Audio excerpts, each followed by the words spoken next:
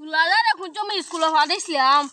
ও দেখ নিয়ে এবার ফুলটা সারাইলার করে সারাইলার আজকে একদম খাওয়ান দিতাম না আমার বউটা ও বুঝে না যে লাইলে খাওয়ান ধরো দেখাইয়া ও তো বেরিয়েছে দেখ কবো দিক নিয়ে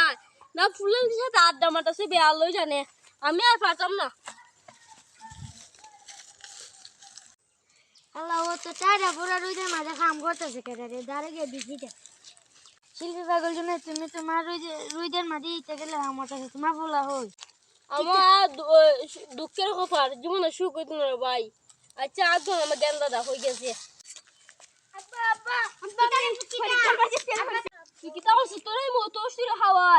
আমার ফুলাটা ফাঁস একদম ভালো একটা চাকরি দিব না তুই যেমন চাকরির যোগ্য না তুই আজ থেকে আমার জমিতে তুই হাস করবে আমি বুঝে হাইমু